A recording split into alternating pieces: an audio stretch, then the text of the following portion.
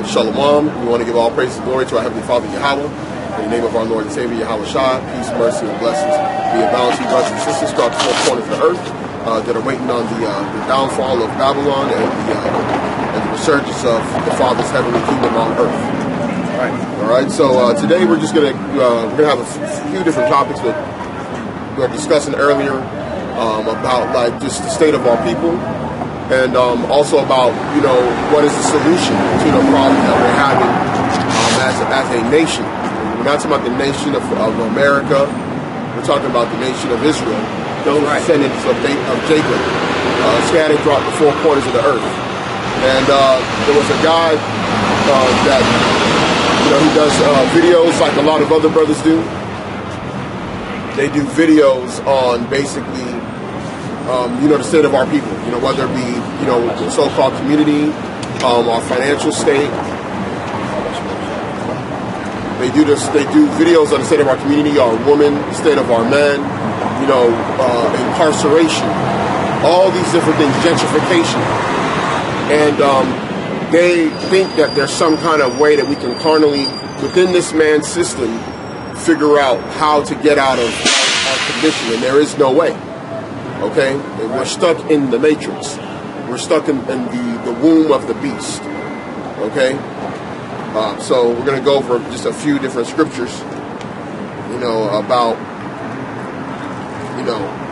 what it is. I'm going to just start off with something real quick. This is John chapter 8 and verse 32. It says, "And ye shall know the truth, and the truth shall make you free." Okay, so the truth making us free is the fact that the knowledge of the true understanding of what it is we need is in this book. The knowledge and understanding of it and the correct interpretation of it. So we have no other solution. We know that our freedom is going to come through Yahawashi. That's right. It's not going to come through some group economics, political system. Because you got jakes out here that want to talk about group economics. But look what happened when we were doing it. What happened to Tulsa, Oklahoma? You got to understand that these people bombed you. The first the group of people that got bombed on the earth was so-called black people in Tulsa, Oklahoma. They dropped bombs from planes, to destroy your community that you built with group economics. But somehow you think you're going to be able to do that again. And then on top of that, you're in this man's system. He could change up the money system on you. He could basically commit genocide against you and get away with it. He already did it before. He could put you literally back in chains if he wanted to. Right, that's right. Because right now you're not free. You're still not free because a lot of our people, you're enslaved in your minds. See, when you go back into the time of Yahawashi and the disciples, they were under occupation of the Romans. But yet, like Yahawashi said, you shall know the truth, and the truth shall set you free. When you know the truth, even when you're in captivity, you're free. You're free because your mind is no longer under the control of it. That's right. We don't go and celebrate Christmas. That's what people that are slaves do. Slaves celebrate the actual religion of their oppressor. That's right. They celebrate the religion of the oppressor, man. So that's why a lot of our people, y'all gonna celebrate Christmas. Y'all gonna celebrate New Year's. Y'all gonna celebrate Thanksgiving. Because you're slaves. Your mind is enslaved. You can talk about this man this, the white man this, that, or whatever. You can say that all you want, but at the end of the day, when he sees how you act and behave, he knows he has your soul. Go ahead, Al. That's right. This is St. John chapter 14. Let's start at the top. "Let not your heart be troubled. Ye believe in God, believe also in me. In my Father's house are many mansions. If it were not so, I would have told you. I go to prepare a place for you. And I go and prepare a place for you. I will come again and receive you unto myself, that where I am, there ye may be also. And whither I go, ye know, and the way ye know. Thomas said unto him, Lord, we know not whither thou goest, and how can we know is the way? Yahawashi said unto him, I am the way, the truth, and the life. And no man cometh unto the Father but by me. So Yahawashi said that he's the way and he's the truth. You know what I'm saying? So he's the way of our salvation, of getting up out of this place, man. So us coming together and trying to so-called join together and join forces and build this imaginary military whatever and think it's going to get us out this captivity, it's not going to happen, man. We got to wait on our Lord and Savior Yahawashi, man. He's our salvation. That's right. You know, according to the scriptures. And whether you believe this or not, you know, it's still going to happen. You know, that's how we're going to get out this captivity. So you not believing in it, it ain't going to make a difference. Because when you go through the carnal ways in which a lot of jakes think they're going to get out, all that stuff is controlled by your oppressor. Listen, man, you jakes, when they created Democrat Republican, what was the state of your people, man? Right. You're not even just talking about today. We're even talking about back then. So you got to go to your oppressor for the want of all things. That's right. You know, that's like it says in the scriptures. You have to go to him for the want of all things. If you want a political change, you got to go to him and his political system. You got to talk on his platform. When he can muzzle you, or not even give you any way to address your issues. So he controls all those means, man. Like when you look at the handwriting on the wall, it just basically shows you that there's no other solution, man. You're in a state of complete powerlessness. Right. You know what I'm saying? And, and the only thing that we have is basically Yahawashi, hoping that he returns, delivers us from the hands of our enemies. That's our hope, man. That's what we got our faith in. You know, and if you ain't got that, you ain't got nothing. You might as well you running around here feeling like you want something to be done, but you don't know what it is. But what it is these scriptures, man. This is what give us comfort in this place, man. That these scriptures, and knowing that we got a Savior coming. But other than that, if you don't believe in these scriptures, you gonna feel like you have no hope. You know what I'm saying? But that's what was Yahawashi was prophesied to come, to give hope to the captive. You know what I'm saying? And we the captive, man. That's right. The Israelites are the captive here in this place and in America and also abroad, man. That's right. You got it. Okay. This is Isaiah chapter 33 and verse 6. And wisdom and knowledge shall be the stability of thy times and the strength of salvation. The fear of Yahweh is his treasure. So that's what's holding us together. We can say without wavering that there is no carnal way for us to get out of our situation. But what we do have is the wisdom and knowledge of how we are going to get out of this. So that's why it says that let your spirit not be troubled. So let you not be troubled, man. Because of the fact that the Most High has already set it up how he wants it to go. You know, you got our people that are going to be trying to go to the next election, 2020, and be like, oh, we got to get Trump out of office. We got to do this. We got to do that. You guys have been in the same maze for 400 years. Right. You've always been trying to wait for this mythical, holy Edomite man that's going to, out of nowhere, just care for you. Nah, this day where they vote gonna really make a difference for them. That's what it's gonna be this time. Yeah, this is the time. This is the time it's really gonna change. This is a historical moment. This is the most important time. Come on, man. How many times we done heard that? Yeah. How many times we done heard that this is a historical moment where we all need to get out and vote? Where if you don't go vote, then you're gonna lose all your rights. Yeah. Shit, you ain't got no rights, man. Yeah. Like the Plessy versus Ferguson case, it says that there's no right that the so-called white man that they have to respect when it comes to a so-called black man. That's what started Jim Crow. Go look up Plessy versus Ferguson. They didn't repeal that. They just gave you they gave you bandages on top of stuff that made it appear as if they were trying to heal it, but they never. The origin of it is that you're believing in a place that has in their constitution that you're 3/5 of a man, that you're not allowed to own property. They can take away your right to vote and all that stuff, and then who are you voting for? You're only voting on 2 different ways to get killed. That's really all it is. It's like them saying you want to get executed. How do you want it? By firing squad or by electric chair? Oh, well, I got the right to choose, so man, that's at least I got that. That's how they got y'all trained, man. They got y'all trained to believe that you're gonna find that because you at least got a choice, that somehow means that there's progress. Negro, both parties got history of complete disenfranchisement, bro. You know? That's right. You guys talking about we need to get listen, bro, they gentrifying everywhere. They had a thing with Trump yesterday. I don't know if you saw it, but they had a thing where they basically are giving money. The government's going to give money, and it set up to companies to basically revitalize. It's like an urban renewal project. And they're basically going to give tax breaks to companies to go and do urban renewal, which means they're just basically trying to speed up the gentrification process. That's right. Now, Pastor Dow, he was like, oh, look, Trump is doing something good. This is a good thing for y'all. Right. This is a good thing for us.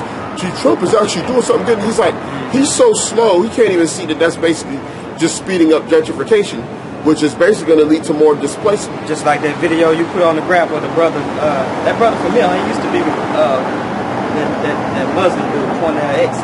Yeah. But anyway, he was breaking that down, though how Jake was living in the inner city, you know, and then Jake moved further out. Yep. Because he want to go be next to his oppressor. Yep. So he'll move out there. Then his oppressor, before he could even close on the house, his oppressor done jumped up and moved further out. Yep. But at the same time, when Jake to move over there, his property value done dropped. Because more and more Jakes moving in that community, the property value started falling. Yep. So then Jake hop up and move out further where his oppressor done went. Yep. Then the oppressor sees this, so the oppressor moved back to the inner city. He moved back to the inner city where the property value done failed. Crossover on him. Yeah, and then he's gentrification. He done raise up the property value in the inner city again. Yep. And it's just a cycle. But you Jakes keep on trying to follow him. Yep. And trying to want to be like your oppressor, man. Now look if you go to Boys in the Hood, where Lawrence Fishburne's character was explaining to them gentrification about how they're gonna bring the value down. They're buying all them drugs and guns, how y'all kill each other, publicize it on the news over and over again. Right. Makes the value of it go down, and then they're gonna go buy it up for cheap, and that's what they're doing. That's what they're doing. Over there in Watts. Yeah. Watts, they're doing a whole revitalization of. They already started it in Imperial Courts, which they have 3 main projects in Watts. For some of you guys that are from LA, y'all know Imperial Courts, Nickerson Gardens, and Jordan Downs. I believe Imperial Courts and Jordan Downs alone are already going through a gentrification right now. And the cold part about it is, them Jakes lived inside the Watts of these projects, and they had this big old barrier that used to be a factory, and there's a boulevard, I think it's Century Avenue or Century Boulevard, that ends in Watts. And them guys grew up there their whole lives and never knew what was on the other side of that area because they had it closed off. When Esau came through, tore it down and opened up the whole Century all the way through the neighborhood, and y'all was like, we didn't even know it was there. So that shows you, one, they had plans of doing that. That's right. The fact that they were able to extend that road shows that they already had plans to extend it past where it was already. So Esau be planning this stuff decades in advance. That's right. Where he be like, look, in some down the road, we're gonna tear that stuff down, and we're going to do a revitalization project, and we're going to push these people out. And that's why, like the brother said, they pushing Jake out to the burbs, and then Esau do the pump fake or the crossover and come right back to where he left. Come right back where he got the property value way down low. Yep. And then he gets in here, and then he raises it back up. Make sure you can't come back. Now, where did Jake move to? We been here in Houston. Jake done moved out to Spring. Yep. Jake done left... Acres Home. On the north side, they done left Acres Home. Them Jakes went to Spring. Woodlands, they all out there in the Woodlands. Jake then went up towards the Woodlands. Jake then went up over. If you're from the south side, because I know this because my dad lived in South Park. Jake moved from 3rd Ward. They moved down to Missouri City. That was back in the 90s. They started moving down to Missouri City. Moving down to Stafford. They started moving down to Pearland. Pearland was like the last wave that occurred. Them Jakes started moving down to Pearland. Then them Jakes on the southwest side, they moved from Southwest, Ailey, them areas, and they started moving to Sugarland or Richmond. If they could afford it. Sugarland, they moved there. If they couldn't, they stayed in Stafford, Missouri City, or Richmond. Then them Issacharites that stayed over in the Heights, they done pushed them over to Katy, Bear Creek. right? All in there. Over there, Fry Road. Highway 6, all that. They done moved. Yeah, they done pushed all them Issacharites that had the heights. They moved them west. So they was gentrifying them. They moved west to Katy, like the brother said, Fry Road, I-10, Highway 6. Man, Esau done pushed everything out inside the 610 loop. They done pushed Jake. They're pushing Jake out. That's right. That's right. And then they took the property, and now they got $1 million cribs inside the areas that used to stay in. Right. This is 1 Corinthians chapter 2, verse 5. That your faith should not stand in the wisdom of men, but in the power of Yahweh. So the scripture said that your faith should not stand in the wisdom of men. So when you get out here and thinking your vote, somebody's going to help you because of a vote you cast, you sadly mistaken, man. You need to put your faith in these scriptures, man, in Yahweh. Because this is your Savior. This is what's going to help you. This is what's going to get you out of the condition you're in. Whether you, like I said earlier, whether you believe it or not, it's still going to happen, man, to those that believe. You know? Yeah, you got to believe in this gospel message, man. You got to believe in the gospel of Yahawashi. You know, baptism for the remission of sins, believing in His name. You know, and gaining the knowledge and preparing you, yourself, your family for the times to come, man, to be delivered. You know, to be counted worthy on that day. This is Romans chapter 3 and verse 3. For what if some did not believe?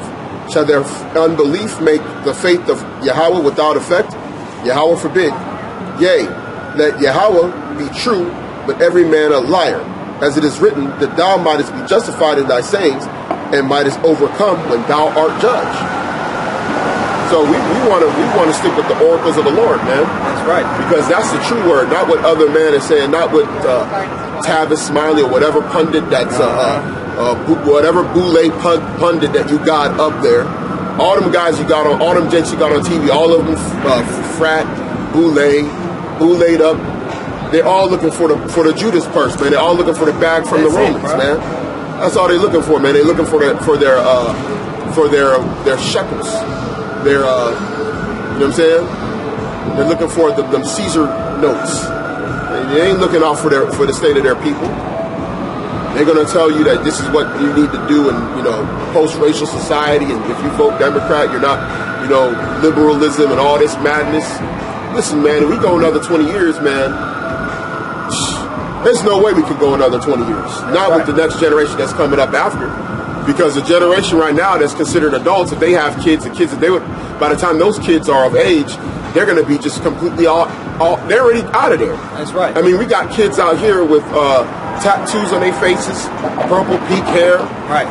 You know, cross-dressing, all kind of crazy stuff. So when they raise their kids, what their kids going to be like?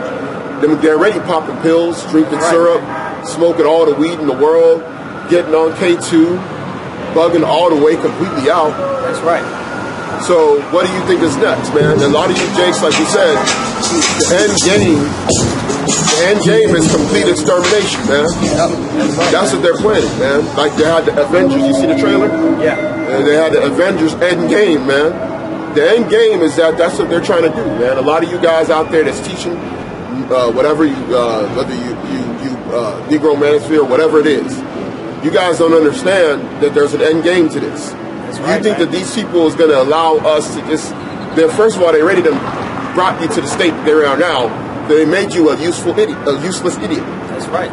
They made the majority of our people. So you think they're not planning on exterminating us? They're ready to demonize us in the media for hundreds of years. You know. So what do you think the next step is? The next step is they want to get rid of us. Want to get rid of you, or put you in just put you in complete slavery via the qualified each remarkable beast. If you go through the scriptures, man, all you see is the Israelites, whenever they praying or asking God for something, they asking Him to deliver them, man, basically from their enemies, man, from the persecution that they was going through. You go through Psalms, all the prayers through there, man. David praying to deliver him from his oppressors, man, from the wicked, from that evil one. I mean, it's all through the scriptures, man. I mean, because they knew back then and who the Savior was. You know, the Savior was our Lord and Savior, the Most High, and His Son. I mean, it's prophesied that Yahawashi was going to deliver us from our enemies. You know? If you don't know who our enemy is, go back to Deuteronomy 28 and 68. It'll tell you we was going to be sold unto our enemies. Who we were sold to. So Come on, man, it's simple. So your enemy, so enemy turn friend? Right. It don't make no sense to me. When the scriptures say love thy enemy, it's not talking about that same enemy. It's talking about your fellow brother, man. Come on. Your neighbor. It's elementary. I mean, all the things that you learned, man, you got to be retaught. As you go out here to these churches, man, these leaders of these churches, they learn from the oppressor. So how is he going to tell you? You think the oppressor want to tell you the truth about this Bible, about your book? Come on, it's not going to happen, man. That's not happening at all. This is Psalm 140, verse 4. Keep me, O Lord, from the hands of the wicked. Preserve me from the violent man who have proposed to overthrow my goings. Just like the brother was just saying, that this whole thing got an end. It got an end process to it, man. This wicked man who the scripture talking about, he has an end for you, man. Yep. And that end is terminate you completely off the face of the earth, man. Yep. If he could. Yeah, if he could, he would do it. Right. Because you're the number one. You're the number one thing on the planet that is going to prevent him from being able to continue ruling. So who you think that this prayer was written to? Who he was talking about? Come on, dog. If it wasn't talking about this man. I mean, it's obvious. Don't you think that the Israelites, they was being oppressed all back in the past, man?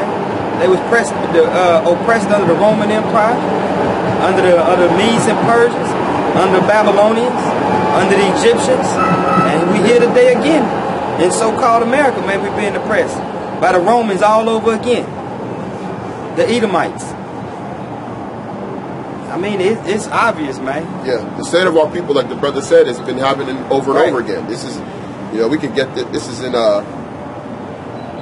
is in Nehemiah chapter 9. Nehemiah chapter 9 and verse.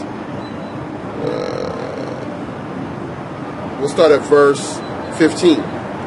This is talking about what the Israelites, and gave us them bread from heaven for their hunger, and brought us forth water from them out of a rock for their thirst, and promised them that they should go into the possess the land which thou had sworn to give them.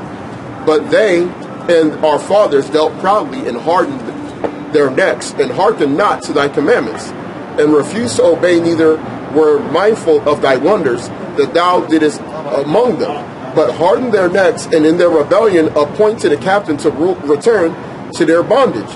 But thou art a God ready to pardon, gracious and merciful, slow to anger and great in kindness, and forsook them not. Yea, when they had made a molten calf, and said, This is the God that brought thee up out of Egypt, and had wrought great prodigations, yet thou in thy manifold mercies forsook them not in the wilderness. The pillar in the cloud departed not from thee by day to lead them by the way, neither the pillar of fire by night to show them light and the way wherein they should go. Thou gavest also thy good spirit to instruct them and withheldest not the manna from their mouth, and gavest them water for their thirst. Yea, 40 years didst thou sustain them in the wilderness, so they lacked nothing. Their clothes waxed not old, their feet swelled not. Now, if you go down, verse 24. So the children went in and possessed the land, and thou subduest before them the inhabitants of the land, the Canaanites, and gave them into their hands with their kings and the people of the land, that they might do with them as they would. And they took the strong cities and the fat of the land, and possessed houses full of goods, wells digged, vineyards and olive yards, and fruit trees in abundance. So they did eat, and were filled, and became fat, and delighted themselves in the goodness. Nevertheless, they were disobedient, and rebelled against thee, and cast thy law behind their backs, and slew thy prophets, which testified against them to turn them to thee. They wrought great provocations, therefore thou deliverest them into the hand of their enemies, who vexed them in the time of their trouble. And when they cried unto thee, thou heardest them from heaven, and according to thy manifold mercies thou gavest them saviors, who saved them out of the hand of their enemies. That's right. So the Lord always had saviors, man, for Israel, man, to deliver us. This time it's gonna be Yahawashi, man. That's right. Back then in the wilderness, it was Joshua and Caleb.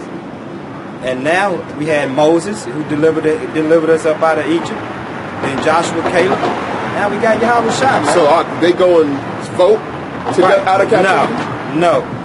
They had to believe, man, and obey. Yep. That's what it was. Every time we went off, we went into captivity.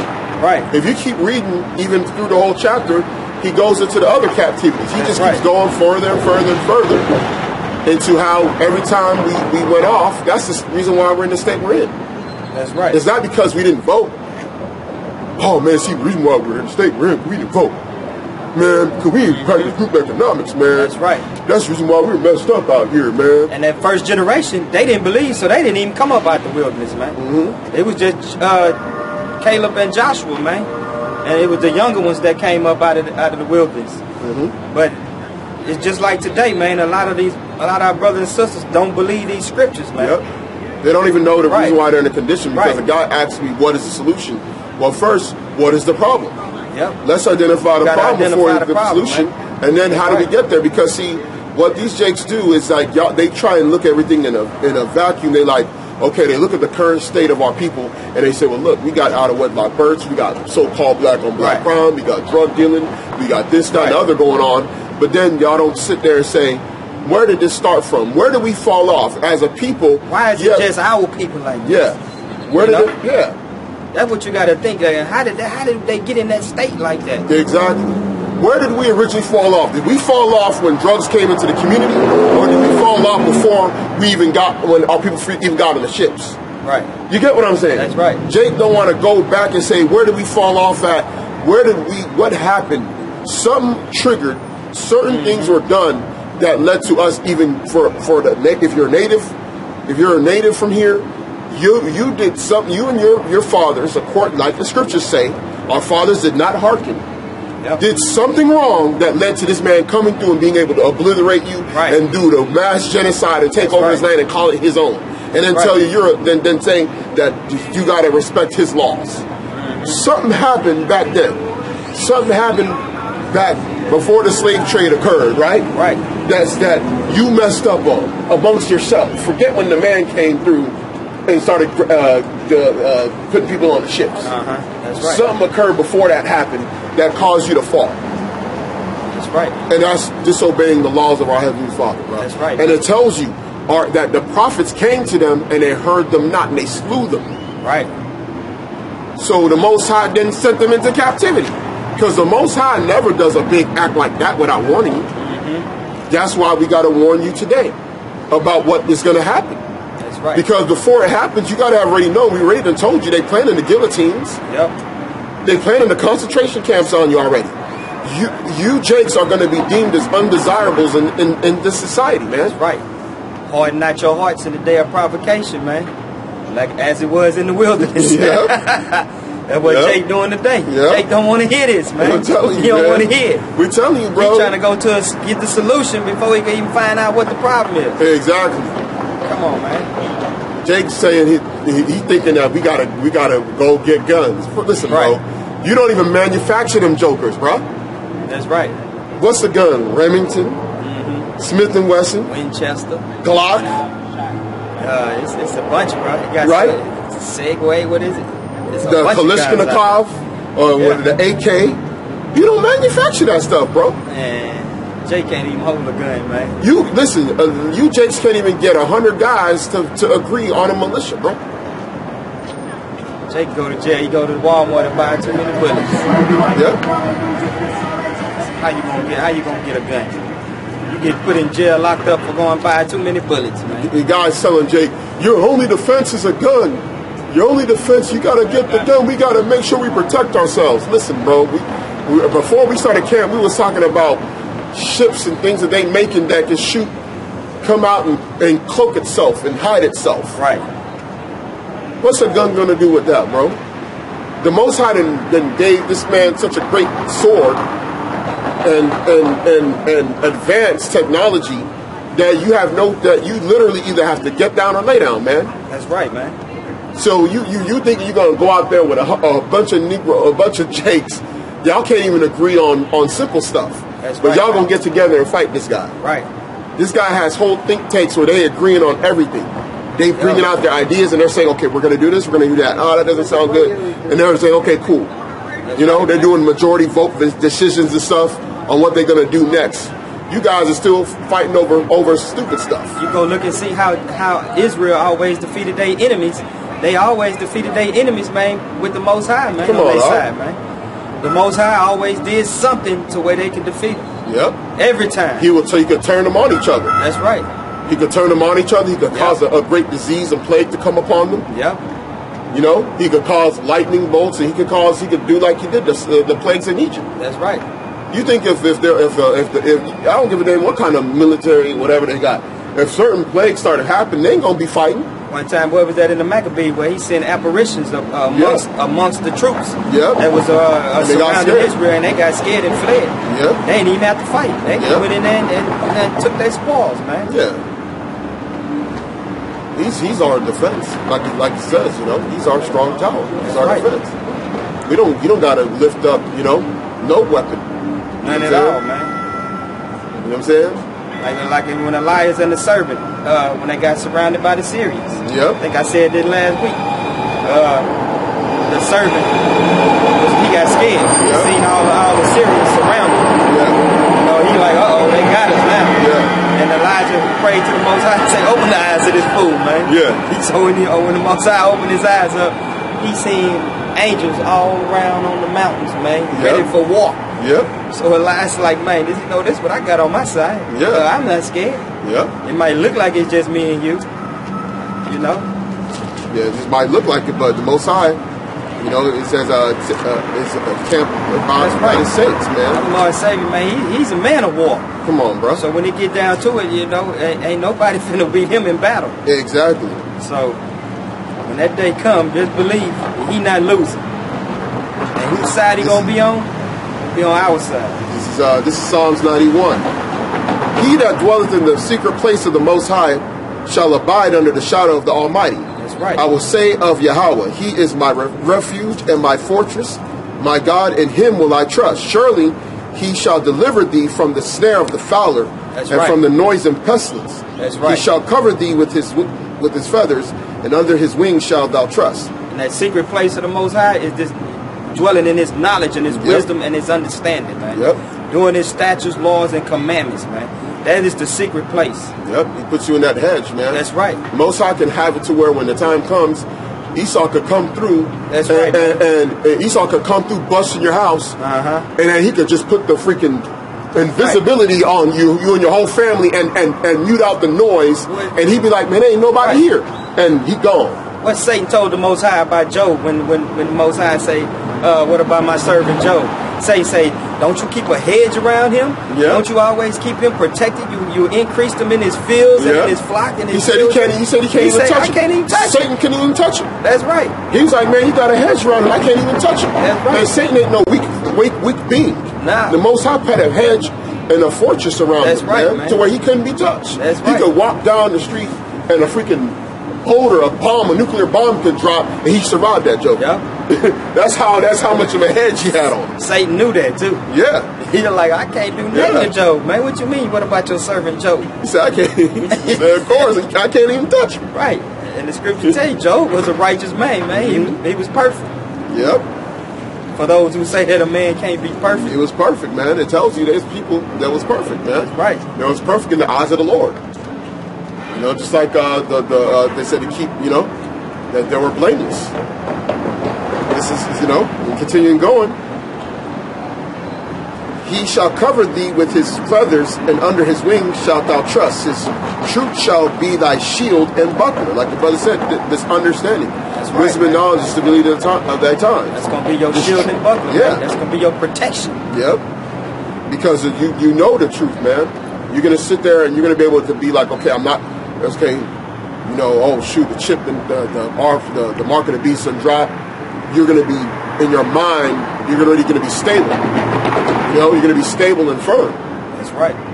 He says, thou shalt not be afraid for the terror by night, nor for the arrow that lieth by day, nor the pestilence that walketh in darkness. So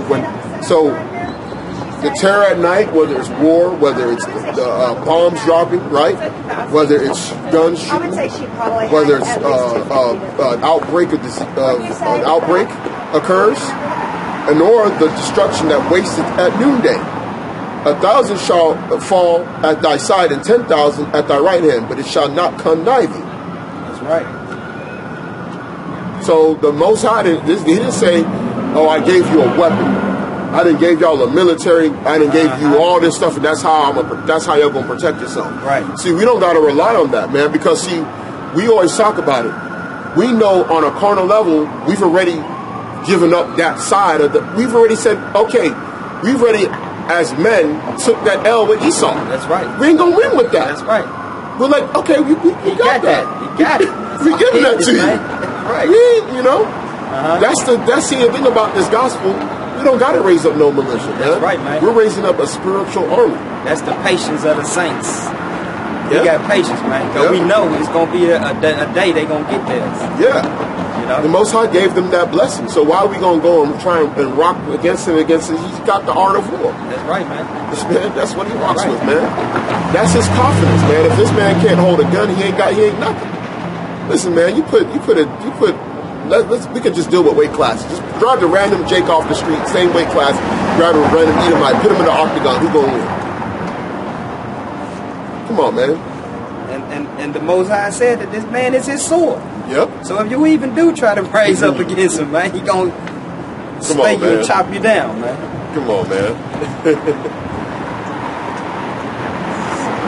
That's why it says, when you go into the book of Romans, right? 13. You can get, you got a scripture? I get it, no. If you got a scripture, you can bring it out. Go and get that Romans 13. Yeah, man. You know, about every horse of man, he prepared not the sword of man. Right. Bring that out. See, this man has already been given, and that's the reason why it's written in the book of Romans. See, when you go back into the ancient documents, and even current documents that even Esau wrote, the ethnic Romans were Edomites. Okay, when you go into the blessing of Esau in Genesis chapter 27, it tells you that he was going to be blessed with his sword and he shall live. When you go into Revelations, it tells you that the great red horse, the man was given a great sword, right? There's a reason why he has that. Okay? You want to just start from the top? Yeah. Obey every ordinance of man. Yeah. This is Romans chapter 13, verse 1. Let every soul be subject unto the higher powers. For there is no power but of Yahweh. The powers that be are ordained of Yahweh. Now, what did Yahawashi tell Pontius Pilate? He said that you wouldn't be in no power if it wasn't given unto you from above. That's right. So the Most High ordained the Romans to rule, just like he ordained Esau to rule in this time. That's right, man. That's why Esau has something called manifest destiny. See, that manifest destiny doctrine is actually based on them knowing that they were supposed to rule the earth. That's right. Because see, it was a blessing that they knew that they were supposed to take over the earth, to take over this side of the world. They knew they were supposed to do the greatest genocide on the planet against the natives. Right. They knew that stuff. So they had called it manifest destiny. That's right. When they finally got this side of the earth and they conquered it, they said this was a manifestation of the destiny of our forefather Esau. That's right. And they knew they were going to have to get it by the force of the sword. That's right. Go ahead, Al. Verse 2. Whosoever therefore resisteth the power, resisteth the ordinance of God. And they that resist shall receive to themselves damnation. For the rulers are not a terror to good works, but to the evil. Wilt thou then not be afraid of the power? Do that which is good, and thou shalt have praise of the same. For he is the minister of God to thee for good. But if thou do not which is evil, but if thou do that which is evil, be afraid, for he beareth not the sword in vain, for he is the minister of God, a revenger to execute wrath upon him that doeth evil. Come on, Art.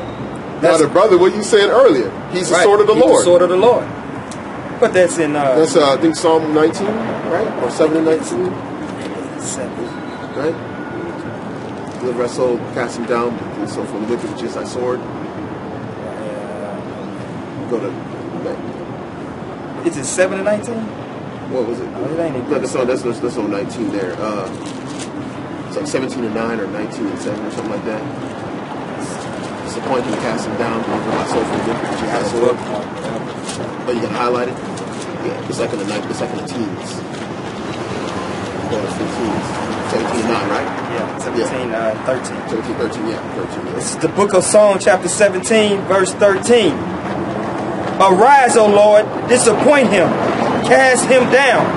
Deliver my soul from the wicked, which is thy sword. From men which are thy hand, O Lord, from men of the world, which have their portion in this life, and whose belly thou fillest with thy hid treasures. They are full of children, and leave the rest of their sustenance to their babes. As for me, I will behold thy face in righteousness. I shall be satisfied when I awake with thy likeness. But the point was that the Most High, the scripture said that the wicked is the sword of the Most High, man. Yep. That's precepting of what we just read in Romans 13. Yep. You know, the Most High uses these folks to perform, because we doing evil. The Most High gonna use them to do evil towards us, man. Yeah, the Most High doesn't want us to do an armed resistance. That's right. Movement thing. Because Yahawashi could have did that when he was walking the earth, man. Yep. But what one of the disciples told him, man, can't you call on your father, man, and have him come and help us in this time of our distress? Yep. But he said, yeah, I can call on my father and have legions of angels come right now. But that's what it was about, man. Yep. So you Jakes is in the Huey P. Newton Gun Club. Look, we're not saying brothers and sisters shouldn't be. Listen, you follow the rules of the ordinances of this land. You're allowed the right to bear arms. Right. You could go buy your gun, get it licensed, go do your training, get it concealed, all that stuff, and follow the rules and regulation of owning a handgun, of owning whatever. Go to the shooting range if you want to do all that. That's cool. There's nothing wrong with that. So we're not anti you going and getting a weapon, but understand this: you're not going to form a militia group and take this man down. Nah. And if you and East, with the threat of that, Esau will come at you. That's right. Because you're a threat to him. Even if you're not a major threat, he just doesn't want that to fester and grow. That's the reason why he took down the Black Panthers. That's right. These Edomites, they can form a militia group. Exactly. They can walk the streets with all they assault rifles on their shoulders and get away with it. But let you do it. You're going to have the military out here on your ass. You heard what happened in Houston about the music video? Them Jakes shot a music video in Houston. It was some rappers from Houston that shot a music video, and in the music video, them Jakes had all kind of guns in it. So what happened was some people that was in that neighborhood reported that there was some guys in the neighborhood that was carrying guns, and they were scared. What? Because they were shooting the music video, and they had AKs, chopped head, all kind of stuff. Yeah. So the cops came, raided the video shoot, got some of them, but a lot of them guys ran off, and they didn't get all of them. So them Jakes, a couple of months later, released the music video because they shot a music video for it with it. And Esau went into the music video, went there and profiled all the guys that had warrants, had whatever, that weren't supposed to be carrying guns, and arrested them guys, about 20-something of them. See what I'm saying? So what the brother just said... You're going against the ordinance, man. Come on, You're going against the ordinance of the powers that be, bro. Yeah. Exactly what the scripture just said. Come on, Esau can do that because the Second Amendment was created while you were in slavery, Jake. Yep. They can go and form a militia. That's why you don't see them Edomites get raided. Right. Them Edomites can come through and protest right now and walk down the street with guns. And not one cop is going to accost them. Some of them guys got felonies. Some of them guys is not even allowed to even have guns. But Esau ain't going to go and check their record. He's going to let them guys walk up and down with their white nationalist neo-Nazi group, walk up and down Main Street and protest and say blood and soil all day.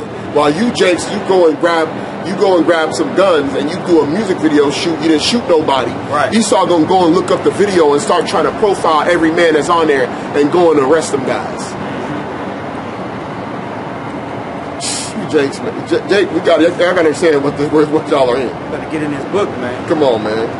Let me get something right here to give you an example of what happened back in them times of the times of the Romans, Yahawashi's time, and probably before it. This is Acts chapter 5 and verse 36.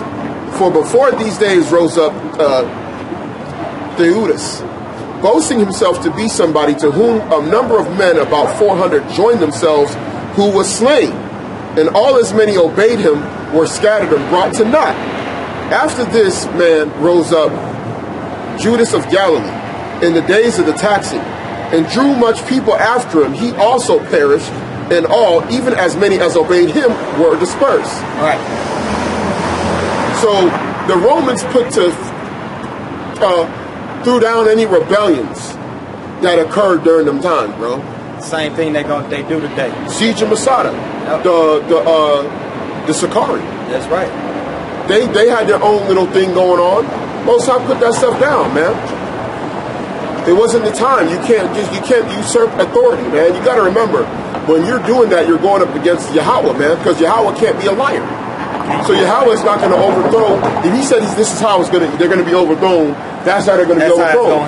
You do anything else, you're going against his will, and then the Most High just going to have them people take you down. Going against the grain, man. You're better off just working peacefully as a people, building, trying to keep a low profile, but we can't do that because this man got our people under complete control, man. You got your kids listening to all kind of crazy music. You know, you're out of there, man. You can't even control you can't even control a lot of stuff. Yep, that's right, man. Your kids can go to school and the teacher can put a dress on your son. Like you said, what you gonna do? The average J can't even control this woman, man. So how you gonna control that dang old militia?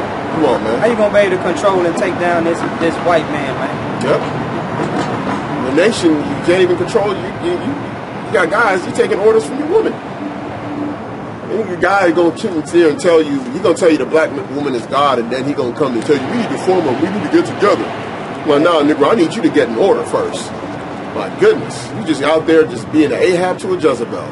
That's it. And then you gonna come and run the men and tell us, man, see, we need to get guns, brother. You see, that's right. We need to do this, man. We need to get economics, man. You see, we need to get together, man. Nah, bro, you need to get in order. You need to get your pants back. That's what you need to do. You need to get your testes, your balls back from her purse. Jezebel. Get them right out of the purse and put them back on first, bro. She's walking around with them on a chain on her neck. That's what it is. Yeah, bro. I'm telling you, the state of our people, man. That's why we said the solution is Yahweh Shai, man. We could go. We're going through the little things, the process of why things ain't gonna work.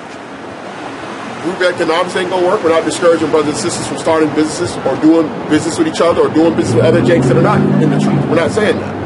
We're saying do that, but we're telling you it ain't gonna save you, because this man gonna call an audible. He gonna destroy the currency, and he gonna say, "Oh, well, look, we got digital currency." Right. All that money you stacking, all that stuff you saved, the man can take it overnight, man, and cause everybody to fall into poverty. Overnight, he could have people. He can have athletes, entertainers at the same level as a homeless man. That's right. That, just offer him changing the money system. Now you can't pay bills. You got a damn Bentley Bentayga, whatever the new SUV joint. Yeah. They about to repossess it if you don't go get that chip. They about to foreclose your home or whatever if you don't get that chip. Right. You can't go to the bank because the bank they didn't close that. You can't pull out no money. All your money you have on you is worthless. Right. This man's telling you to go to your local Walmart and get chipped, so you can take care of yourself and your family. What you gonna do? This is the book of Zephaniah, chapter 3 and verse 8. Therefore wait upon me, said the Lord, until the day that I rise up to the prey. For my determination is to gather the nations, that I may assemble the kingdoms, to pour upon them my indignation, even all my fierce anger, for all the earth shall be devoured with the fire of my jealousy. Come on, man. Shoot, so, man. The Most High say, wait, man. You got to wait upon him. He said it not. He said he's angry, and I'm fiery jealous. That's right. Righteously angry. Yeah. So I mean, pour out my indignation. Man, he ready to deal with these nations, man. He ready to deal with them. So Jake, just be patient. Man. Yeah, he ready to deal with them more brutally than you could. That's right. You can't even muster up the anger you even need to take them down. That's all right. you Jakes would be squeamish at the sight of killing it when it ain't infants. Right. That's right. You be like, man, I can't do it no more, man. You ain't got that in you, bro. And some of us brothers are gonna be fortunate, man, to participate in that takedown with our Lord and Savior, man, with his return. So yeah, you gotta wait upon him. You can't, man. That's right, man. You got guys out there, they gassing themselves up over the Haitian Revolution. There's a lot of things with the Haitian Revolution that are very different than our situation today. One, there was no planes, there was no automatic weapons. Yep. Okay, there was no tanks. And Esau was on their stuff. He was on their land. He was. You know, Esau was almost like the minority over there. Exactly. Man. We were severely outnumbered them. Even when they brought them other armies and stuff, they didn't know the terrain. There was a lot of things that was going on that they didn't have an advantage on, man. So if you're thinking that we're going to overtake this man through that, it ain't going to happen, man. It's not going to happen. The Most High is not going to allow it, man. It ain't going to happen like that. There's a lot of, when you go into that Haitian Revolution, there was a lot of, going on behind the scenes against other Edomite countries because they wanted to destabilize the French. The French was the most powerful of the Edomite empires at the time. That's right. There was Napoleon and his army had basically taken over a good chunk of Europe.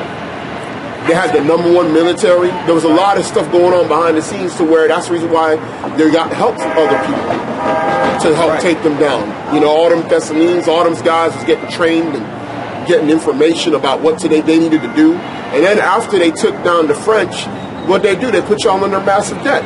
Yep. So where was the win in that? Yeah, you got out the chattel slavery, but then they put you in debt slavery. And then that's why America later on took over Haiti. And other countries took over Haiti at different times. Yeah, you know, so what are you bragging about? The poorest country in the Western Hemisphere is Haiti. It's Haiti. That's right. So you think you're going to do something and take over this man? This man controls the money system. He can levy debts on you, trade embargoes against you, all kinds of stuff. So you're going to need this man to be taken down, and the system. You need the system to be completely eradicated, man. You can't vote your way. Oh, we need prison reform. No, we need power reform, nation reform. We need this man to go down. That's right, man. Oh yeah, that's right. No, I was just looking at it. Oh, give the recompense and then the trouble. You already there? Thessalonians. Oh yeah, 6. Yeah. This is 2 Thessalonians chapter 1 verse 6. Seeing it is a righteous thing with God to recompense tribulation to them that trouble you.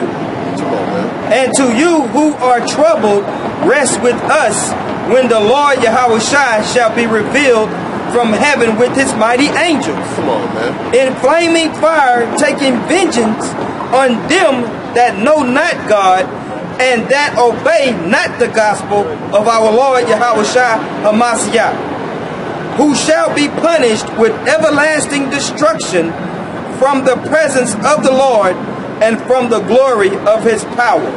Come on, man. So it is a righteous thing to want vengeance, man, on your enemy.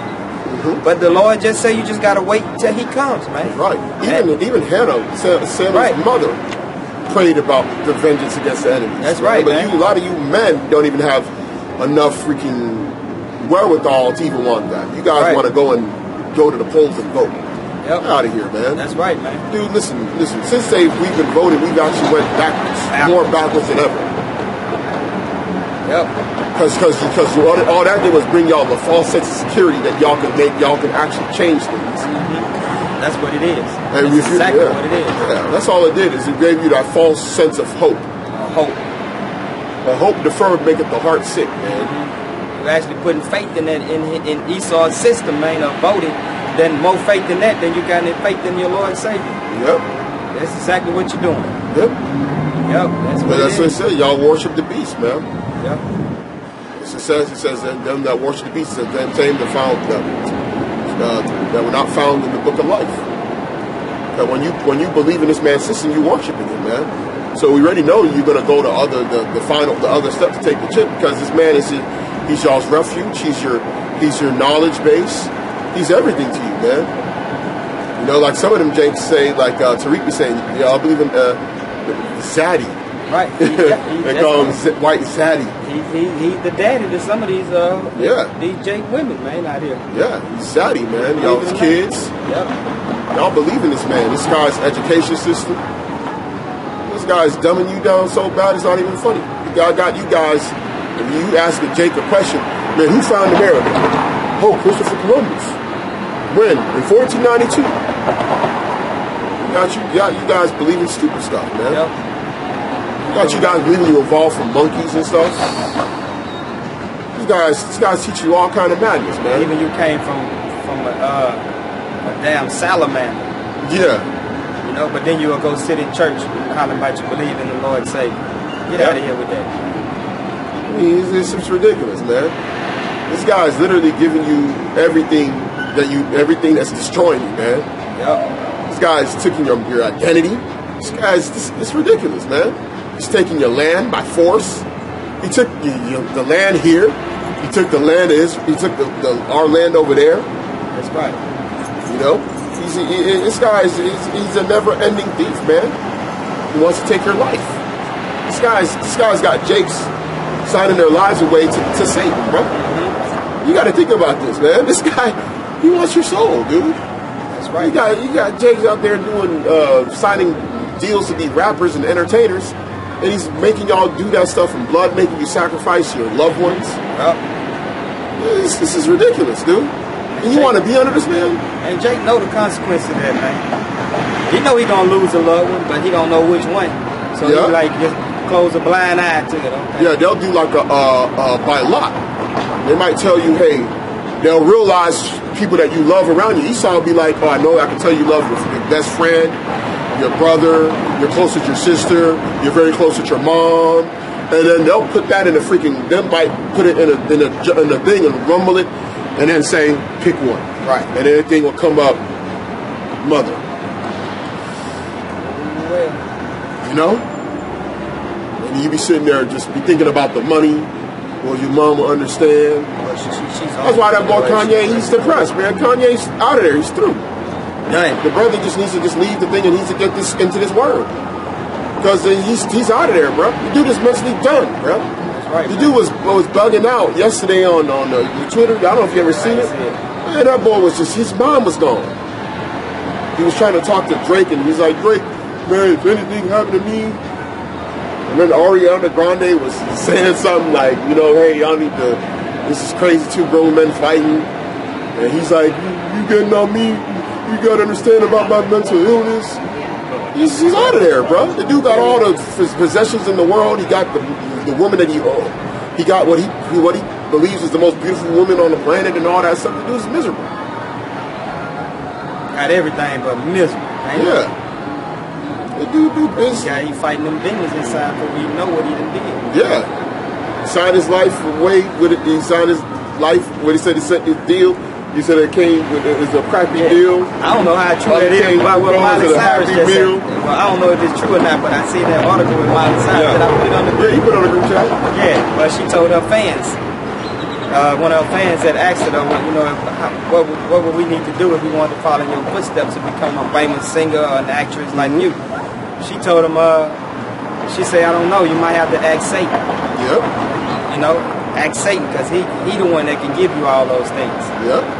And well, so, Bob Dylan, dude, you can look up the interviews. Bob Dylan himself said he had to sell his soul to Satan, bro. You guys, man. You guys want to be these dudes, man? You want to be these guys? Well, no. Well, guess what? They're going to come back anyway because they Israel. Yeah. Oh, yeah. That's right. This dude, Jay-Z, have the Do As Thou Wilt. That's an Aleister Crowley. His wife got the Baphomet ring. Yep. You guys don't understand how heavy this thing is, man. They done, man. These guys are signing their lives away for money, man. They done. I don't know if you noticed, Dwight Howard and Drake got the same Illuminati owl tattoo on their chest. And that was recent tattoos. Because before last year, if you look up Dwight Howard, he didn't have no tattoos. He never had a tattoo until this year. Now he got a bunch of tattoos, and he got an owl, like a big old owl across his chest. And Drake got one too. Because them Edomites will make you do something and say, hey, you got to get this tattoo. Like that. You know? They got that boy Tiki Barber, man. That boy going in on national television with high heels on and leggings, boots. Come on, man. I say, come on, man. When I seen that, I was like, oh my God. That's because he had to do that probably to re-up his contract. Then you got Strahan up there talking to him to play football against the boy, just talking to him like he a regular man. Then the boy gonna mention his wife. Now you still got a wife, bro, right around here like that? Tiki Barber. I think she left him. Oh, she did? He did mention it. Maybe he was just talking about it. Or maybe he got a new one, because I know he got a divorce. He got a highly publicized divorce. Because he said, I understand how my wife feels now walking around in these heels. Yeah. I say, man, come on. I know that he got Tiki Barber. There was like a publicized divorce. If you look it up, I think he got divorced. Dang. And it was highly publicized. Same with Strahan. Yeah. Before he got with Nicole Murphy, he had a highly publicized. Because remember, they were teammates. They were teammates of the New York Giants. Right. Because Tiki Barber was a running back. Back when they won that championship. With Eli, the first one, I think. Man. So them Jakes say they're making them do that stuff, man. There's nothing here, man. It ain't just Jake, but it's Esau too. But Esau, that's his father, man. That's M.O. Yeah, he gonna do that. They can do that, man. All them rock bands, them boys is all Satanists. That's his destiny anyway. They be having 666 on the album cover. They be having Satan. They be having Baphomet. They don't give a damn. They have a Baphomet silhouette with a goat head. They'll tell you in a minute. They going to hell. Yeah. Shit. Yeah. Highway to Hell. Yeah. Was it AC/DC or something, right? Right? Isn't that one of their albums or something like that? Sounds like that. Yeah. They have a skull with a freaking fire and stuff. And a highway to hell. They already know. They don't give a damn, man. Them Edomites is about that life. I told them boys about this Edomite, man. Remember the one I told you about? I was helping him put some stuff in his crib or whatever. Yeah. And I went in there, man, that boy was just a full-on Satanist, bro. That boy had 666. Boy had the freaking goat heads, had skulls, had the freaking 666 tattooed on him. And he wanted you to see that. Yeah. He wanted you to see that. And that dude was living in a nice area, bro. He probably already done got some money. That dude was living off of Kirby and like University or something like that, bro. In a crib, and this is an area where homeless is like $500,000 and up. This is like in a very rich part of town. And Jake can't believe that stuff, man. Jake don't believe that stuff true. Yep, they be saying, man, that stuff ain't true. Yeah. And Jake be confused. Jake be thinking that the Illuminati is the entertainers. And then some Jakes don't believe in it at all. Right. So they don't even understand that Esau's the Illuminati. He chooses who he controls in Hollywood and entertainment and all that. Jake just the puppets. They the puppets. They're just puppets, man. You ain't got no control. Jay-Z ain't got nothing, bro. They could destroy Jay-Z's career right now if they want to. Right. If Jay-Z gets out of line or does something, they could just be like, okay, we're gonna put rape charges on him. That's right. Run him through this Me Too gauntlet. Had some chicks that he's got with back in 2000 at a concert, and they got pictures of her going backstage, and they'll say, "Oh, he raped her." See how quick they got rid of Bill Cosby, man. Yep. Bill had way more money than Jay-Z, man. Yeah, Bill Cosby was the first Jake that made it big in the entertainment world. He was the first one. He got Get Smart or whatever, one of them shows. He was the first one that won a daytime or an Emmy or whatever. He was the first so-called black actor that won it for his role as a supporting actor in the series back in the late '60s. That's right. And what was that show he had with the family? What was that? Cosby Show. The Cosby Show, man. That thing was the longest running. One of the longest running series. I mean, not in series, history. but yeah. It was the longest running sitcom or whatever. I think. Now you saw them cut that out. You don't see that playing nowhere. Yep. You didn't cut that all off. That for royalties just that thing kept ABC alive. And that ain't just chopped off his royalties, chopped off everybody that was playing in there. Yep, Ruth Autumn. Chopped them all off. Autumn, Malcolm Jamal Warner, Felicia Rashad. Yeah. All of them, man. So unless they save that money, they ain't getting that bread. That's done.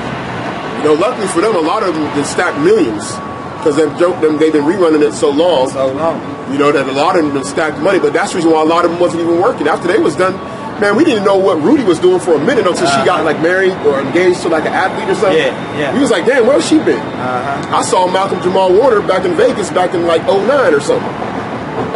I I was like, yo, this dude ain't done a damn thing. But he out there, you can tell he had bread. Because he had that hooker. Yeah, he had all them chicks around him. He was in the VIP. That boy, he mad, didn't he mad? Oh, that's Darius McCray. That was Darius McCray. Well, she getting him royalties off that Family Guys. Oh yeah, she was getting that too. That's why he ain't done nothing except for that joint with Ice Cube, where he played that gangster. Yeah. I got it next day air. Yeah. Right. I got it at the crib. Then he married Superhead, you know. Then she went and started messing with Lil Wayne. That Mona Lisa song is about him and about their relationship. That's the cool part about it, man. Oh, not just Esau, you got to deal with Jake too. Yep. So you got to deal with Jake not keeping, love thy neighbor as thyself. Yep, because you think Jake gonna be on your side just because you're trying to stand up and do a revolt. Yeah, Jake trying to sleep with your woman. But you know what I'm saying? Though, if Jake even try to stand up and try to do a revolt against this man, you think all the Jakes gonna join on your side? Yeah, they gonna be, man. They gonna be on the side of the master, man. Yeah, they gonna be like Steven. Yep, Jason. Yeah. Blast past him. Yeah, bro. Now, see, that's the thing about what's it called. The scripture shows you that the whole nation can't be trusted. That's right. I mean, during the time of the Greeks, you had Jakes that sided with their own people getting slaughtered. You got to think about this for a second. These people were siding with Esau, watching their own people get destroyed by Edomites, heads chopped off, women, babies getting killed, all because they wanted money. All because of money, greed. You guys, you Jakes can't even fathom that, because a lot of stuff we're saying, y'all just read it in a book or we say it, but y'all can't put the imagination together. Y'all can't imagine that. That's right. That's what. A lot of the times we say that stuff, this stuff seems far fetched to Jake. Right. You just can't imagine that you got a bunch of racist Edomites coming through, and you got men that are actually on the side of Esau and helping them. Grabbing Jake. Hey, he didn't want to. He was keeping the Sabbath. Oh, she got her son circumcised, and then watched her and the son get killed, thrown off the top of buildings. And you sitting there with a big old smile on their face. Yeah, you bitch. Women with babies still sucking on the tit. Yep. Getting thrown off the top of walls and stuff. Your own people. And then you got Jakes, man, we all need to get along, we all need to get together. See, this is the thing about Israel, you see. People in Israel, we got to set aside of our differences, see? Yeah. Come on, man. Most High is dealing with truth, not lies. That's right, man. You know?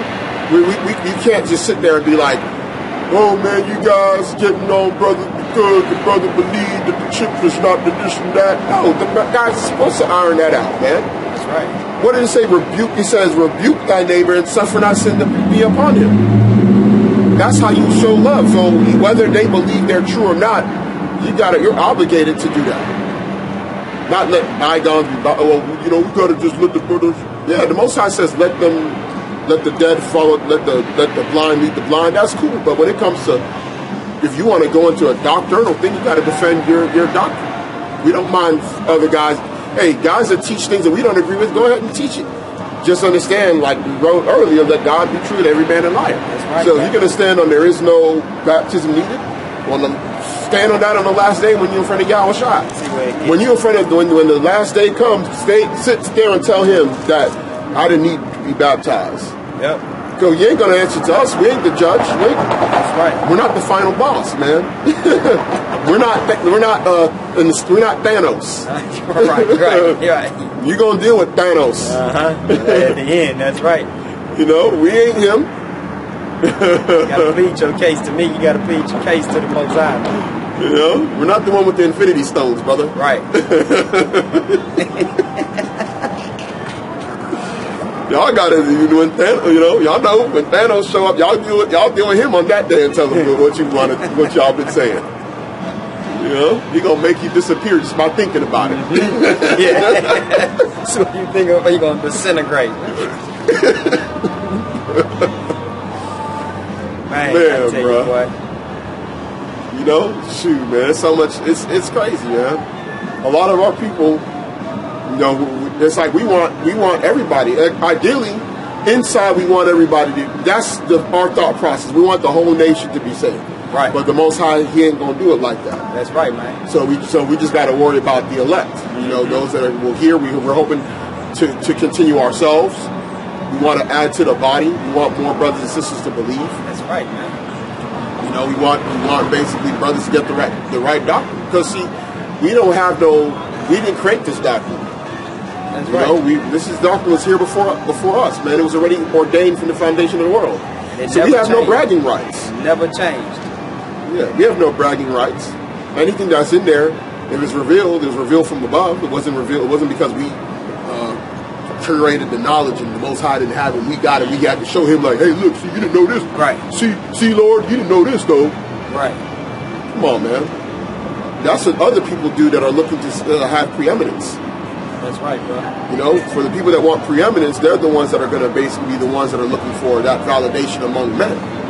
But to be justified among men, but we're looking to be justified in the sight of Yahweh. That's right. So we don't care what men think. Y'all could be, oh man, them guys is bugged up with their doctrine. Them guys believing this, them believing that. I'm like, bro, we gonna, you know, stick to what the scriptures say. yeah, we're gonna bring out all the precepts. We're gonna say you have the right to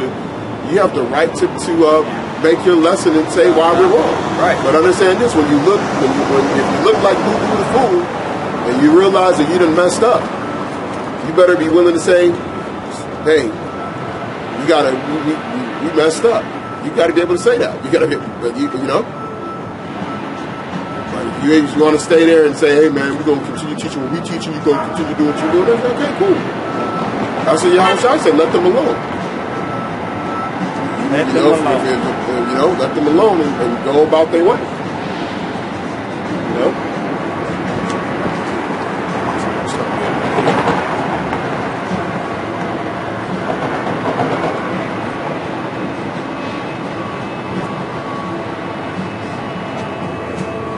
About 55 minutes. We got time.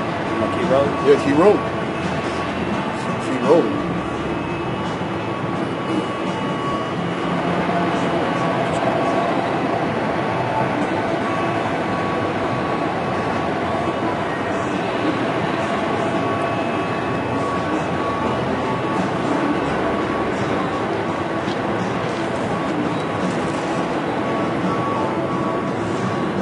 What was talking about?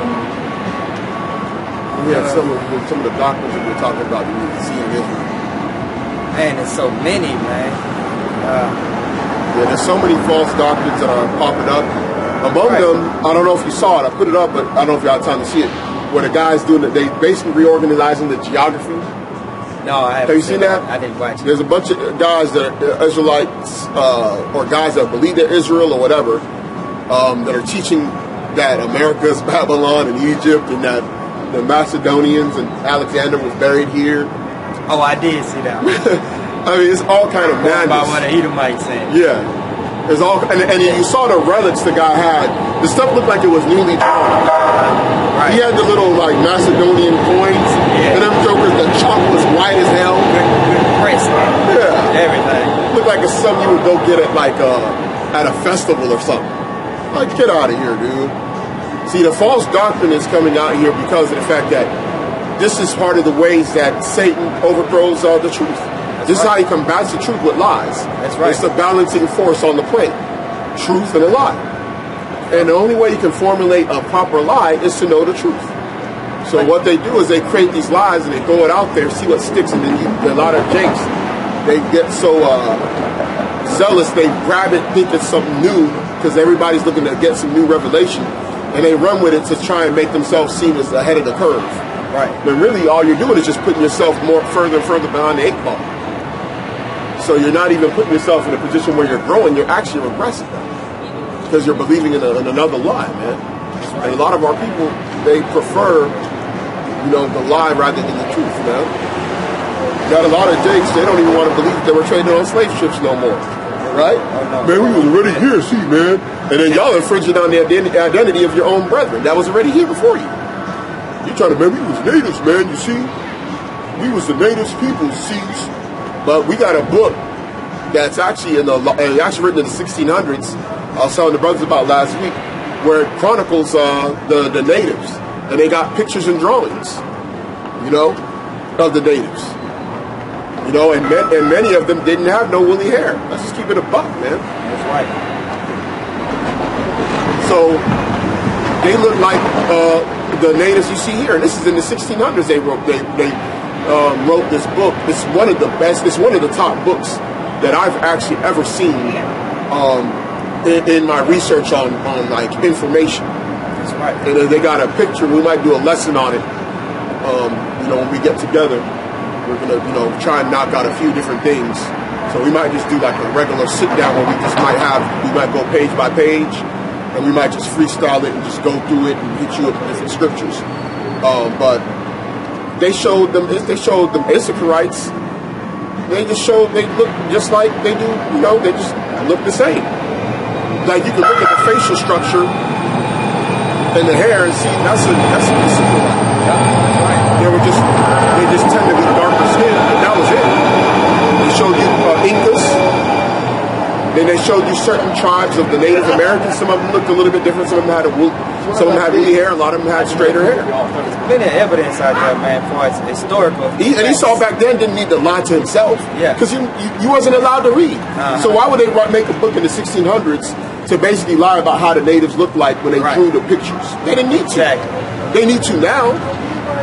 That's why they have Lost the Mohicans. They have all these different movies now. They didn't put Edomites as the natives and the chiefs to make them look a certain way. And they got to do that now. Back then they couldn't do that. They was just telling the truth among themselves. And now they got to go back and try to wipe out the true history that they didn't put out there. Yeah. And that book was in the Library of Congress. Right. The girl actually had the actual book in her hand, because they still got it in good condition, and you can go and check it out, and they give it to you, and it's like page by page. But what they did, they got a digital copy of all the pages, and it's in great condition. There's way too many historical facts out there. But you're going to believe one Edomite that's going to come and tell you different. Yeah. Esau's going to make a whole bunch of fake documents about insuring slave ships that came from West Africa. He's just going to formulate that stuff, right? Come on, man. See, he's trying to let us know that we the natives. You know the reason why y'all believe that? Because y'all want to be in Babylon. Right. You deep down inside, y'all know this place is going to be y'all know this place is going to be destroyed. That's right. So you're trying to find a way to mentally save it. Right. You know, you're trying to justify America, this place not being destroyed from sea to shining sea. It got to go, man. You know, and y'all know y'all Israel. History speaks for itself, man. Come on, like man. I said before, every great kingdom fell. Yeah. Every great kingdom, and man. the Most High gonna have a great fall with this one. So what makes this is gonna be the greatest fall. Come on. This is one of the biggest kingdoms ever. With the most influence all around the world. This place got to go, man. Yep. Got to go. It's a symbol of wickedness on the earth, man. That's right, man. It's like the Brothers Road, the place where evil is sown is not destroyed. Second Esdras 4 and you can bring it. I'm about to get something in Isaiah while you got that. Right. Go ahead and bring it. This is 2nd Esdras chapter 4 and verse 29. If therefore that which is sown be not turned upside down, and if the place where the evil is sown pass not away, then cannot it come that is sown with good. Come on, Doc. I love that scripture, man. Man, I love it too, man. This place is sown with evil, man. Hey, they call it the Great Satan in the Middle East. The Great Satan. They call it the Great Satan. Great Satan. They're like you were talking about earlier. In the Middle East, they done indoctrinated. Yeah, they got feminism in Saudi Arabia now. Right. They pushing the feminist movement in Saudi Arabia right now as we speak. This place is the Great Satan, man, just like they say. They say it's the Great Satan, man. Great Satan. Even Benjamin Netanyahu joked with Barack Obama in an interview that y'all are the Great Satan, we're the little Satan. Right. Right. So in order for the kingdom to be ushered in, man, this place got to be rooted out, man. Yep. It got to be rooted. All the evil got to be rooted out up out of here. And how you gonna do that? With fire. Yep. He's gonna burn it. Yep. The whole world is gonna see the downfall and be like, yo. Right. Wow. It's gonna be a shock to the world, man. That's right. Because see, the thing about it, we're saying it with the knowledge of it. But people out there, the vast majority of people on the planet have no idea that that's going to happen. It's like, remember when you first saw the Twin Towers go down? Couldn't believe and you couldn't believe, you couldn't fathom how that could happen. Like, you were sitting there just like, these guys took a plane and hit that joker and them jokers fell? You was like, you couldn't even fathom even thinking that's an option. Right. And that stuff was mind-boggling when it happened. It was mind-boggling. I remember for like a full week, I was just like, looking at the replay on the internet, like, what? Now, supposedly they had bombs already in there to make the building fall down, which I believe that, because them planes couldn't have taken down that whole building from its foundation. Right. The whole thing crumbled. Listen, the thing hit the top. Right. The only thing that should have been the fire at the top, and then some of the structure, but not from the inside. The inside. That don't make no sense. The whole thing collapsed. Remind you, there's stairwells, there's beams inside the building with columns, and the whole thing came down. And the whole thing is rooted in concrete cement. Listen, you don't got to know construction to know that don't make sense. Them boys had the planes, but they helped them boys by having bombs inside them jokers. Believe that, bro. That don't make no sense. That whole thing shouldn't have fell down like that. At all. It should have been structures standing still left, like beams and stuff, columns. You get what I'm saying? Right, staircases. Right. Even if a fire came, it should have still been something left. They want to make you believe that jet fuel. Yeah. And they didn't even have bombs inside of the plane. All they had was just the lighter and the what's it called? That's it. And the plane hitting it. That's it. It's crazy, man. This is Isaiah chapter 13 and verse. Let's see, verse 13 and verse 19. And Babylon, the glory of kingdoms. Now, when the brother read earlier in Zephaniah, he said his intention is to assemble all the kingdom of the earth. That's right. Now, the glory of all the kingdom of the earth is Babylon. It's the glory of all the kingdoms. That's right. It's the chief kingdom on the planet. Yep. Because when you go into these other places, they got kingdoms too. See, when you got rulership, when a nation has rulership, there's other kingdoms they just subjected up to them. Like the Saudis, they got their own kingdom. That's why they got princes. Right? They got princes and heirs. They got their own kingdom. They're just subject to Esau. That's right. So there's kingdoms. The Sultan of Brunei, he's got his own kingdom out there in Brunei. But the Most High is going to bring all the kingdoms, and then he's going to do something with the glory of all the kingdoms, which is Babylon the Great. Now it says, Babylon, the glory of the kingdoms, the beauty of the Chaldees' excellency, shall be as when God overthrew Sodom and Gomorrah. It shall never be inhabited, neither shall it be dwelt in from generation to generation. So from generation to generation shall never be dwelt. Neither shall the Arabian pitch tent there, neither shall the shepherds make their fold there.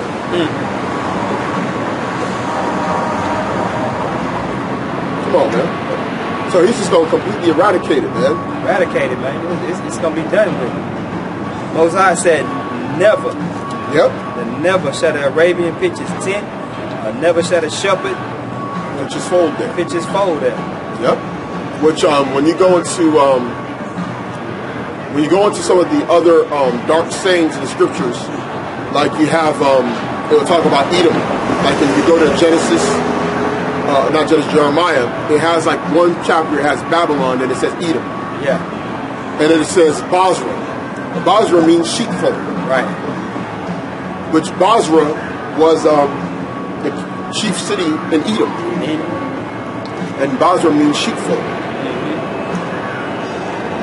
So they're not going to be able to gather the sheep of Israel and have and be over them and be wolves unto them. No more, man. That's right. You know, that's why our people, they really want to gather under Esau, man. I mean, I think our people would, if Esau disappeared off the earth tomorrow, a lot of our people would probably die just off the thought of him being out here. Depression. They go into depression. You know, some have a heart attack, man. Missing this man, bro. They'll be missing him for real, man. They'd be totally lost, though. They wouldn't know what to do. Yeah, they wouldn't know what to do, man, for real. If this man can't tell them what to do next, these people are lost, bro. they would be lost because this is their man, bro. This guy, whatever he says, man, it's like the oracles of the Lord, man. You got guys out here coming with solutions based off of what Esau said. Guys believing in IQ tests, you know. Right. You got guys out here believing in IQ tests and stuff, or as a way to determine your being, whether you're intelligent or wise or whatever. Did the guy that created the intelligence test, did he force perfect score? If this guy created the intelligence quotient, I'm assuming that he had to have a perfect score in the test. Right. You guys ever ask yourself that? These guys, man. Look at this, man. They getting ready for the holiday. These guys are elves. You got a lot of people being dragged to these events. All elves. Surprised they didn't do how they do it in Holland. How the elves is blackface, Black Peter. Yeah, Schwartz Pete. Yeah. Schwartz Pete. Yeah, that's what they do. They make fun of you jakes that used to rule in the Middle Ages. Dummies. And but you over here, all it is, America just substituted the elves for Black Pete. Yep. Because he tried to not to offend you Negroes so much, so he substituted the elves for Black Pete. Yeah, because back in a lot of these immigrants from like Germany, from the Netherlands, because you have a lot of Edomites that's from the Netherlands. Yeah. A lot of your former early presidents were Dutch. That's right. Like Martin van Buren. That's right, man. You know? And the Dutch still to this day celebrate they so-called Christmas that way. Yeah. They got a golden carriage with Jake's enslavement. Right. They got a golden carriage for their royal family over there. Esau comes up just like Saint Nick. And he's on a boat, a steamboat that comes up. I forgot where they say it comes from Germany or somewhere. And it comes up to Holland, pulls up to the dock. You got the little Black Pete's on there with Santa Claus. Yep. And they get off the boat. Black Pete is representative of Satan, which is supposed to punish the kids if they being bad. And Black Pete pack a sack on his back for the kids that's really bad. Black Pete throw them in the sack and take them back to Germany with him. Yep. And when he gets them there, he tortures and beats them. Yep. And who that Black Pete is you, Jay. Yep. Black Pete be dressed like a Moor. Yep. And see, a lot of these Edomites, see, if you go amongst some Edomites over there, the ones that are in the know about that tradition, they amongst themselves, they'll talk about how before their Renaissance period they used to be under the power structure of Jake. Yeah.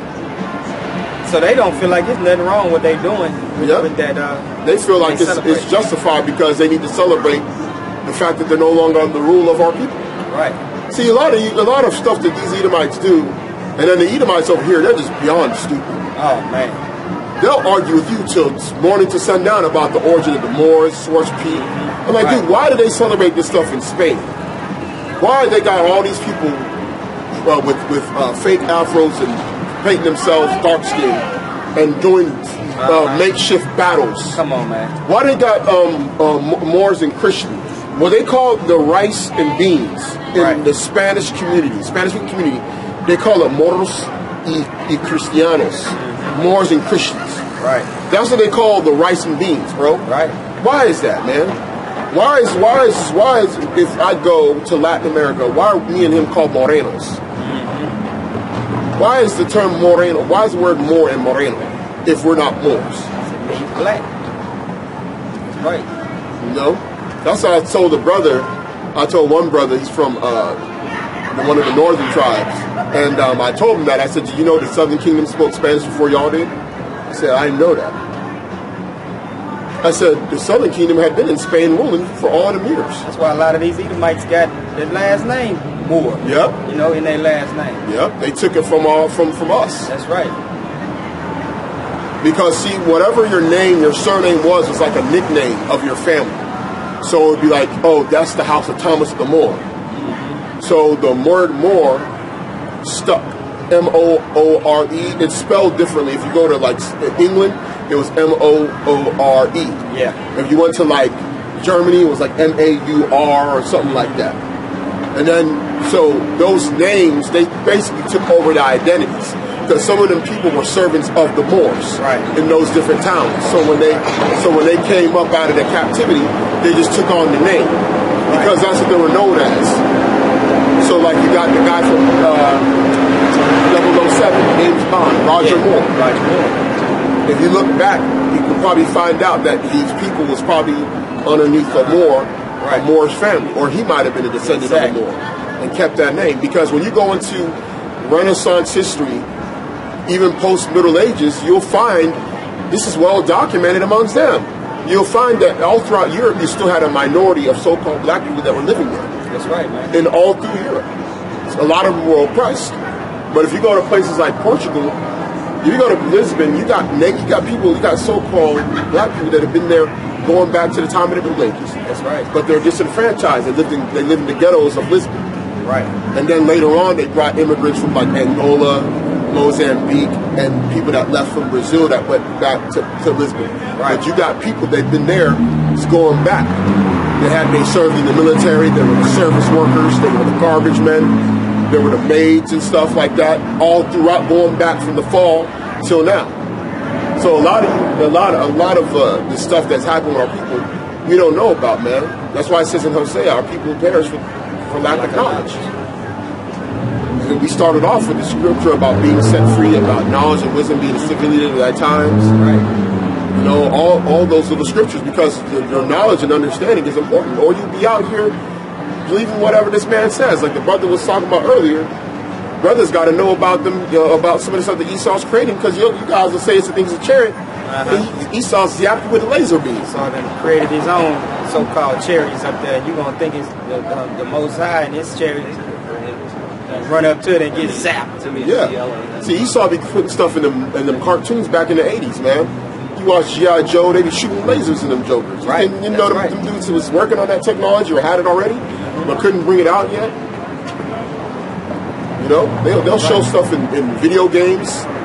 You know, they have the Black Ops, Call of Duty, Black Ops, and all them other stuff. They be having that stuff already. All of that. A lot of that stuff they just haven't mass-produced yet. They got like samples that they working on. They working out the kinks to make sure that, because see what Esau does, Esau wants stuff to work at like a 99 percentile rate before he brings it out to and trains his soldiers. So he's not going to have something that's faulty that can backfire and destroy his soldiers, because he wants to win a war. So he's going to make sure that stuff is working at a certain efficiency rate before he releases it. That's right. Jake, y'all just want to just go out there, man, we got to build the community. You niggas will build a community with your woman ruling over you. Come on, man. Yeah. This ain't gonna work. Gonna have a woman male once they feel it. You know? A woman male gonna be running it. Yeah. Y'all want to just run out and do stuff. Esau in other nations, they wait till stuff is like properly situated. Then they roll out with something, man. You guys just want on the fly, man. We need to get together, man. Right. Not setting aside noting the fact that this guy believes that the black woman is God. This guy over here believes we can just like the leader of the Black Lives Matter. Who is the lead? Who lead that? a bunch of women that like women. A group of gay women is leading that organization. An answer to into an old ass Edomite. To their daddy. Well, y'all gonna be Black Lives Matter. Negroes out there, BLM, Black Lives Matter, hands up, don't shoot. Still hanging niggas. Yeah. They still hanging y'all. Hey, who was the last lynching they just had? That boy. Oh, here in Houston, Greenspoint. Oh, yeah, sure was. Right. You saw the video? I seen it. Yeah, hung out him to Jake out there on the north side, man. That brother was hanging. Did it make the news? No, they didn't want to report it. They didn't want to report it. They didn't even want to report it. And there was people out there, because if you look at the clip, you saw them people that was witnesses. Yep. They had them Issacharites out there. They was sitting there watching the firefighter take the dude's hanging body off the tree. And they didn't want to report it on the news. And you know why? Because if they did, stuff could have probably maybe got heated. Because it didn't even make national news, not even local. It was reported through somebody that was able to, that reported it later. They didn't want to report it. That's right. Because see, Esau is like trying to control the narrative. You don't want Jake to know that they're being secretly lynched. These Edomites is going around looking for Jake's to lynch, man. They've been doing that for the last 2 years, and every time their lynching happened, it's reported as a suicide. And right on side of a busy road, though, like they did. Where you can, where cars passing by can see. Yeah, cars are passing by. In the video, you saw cars passing by. Right. They were slowing down, looking at this dude hung up on a tree.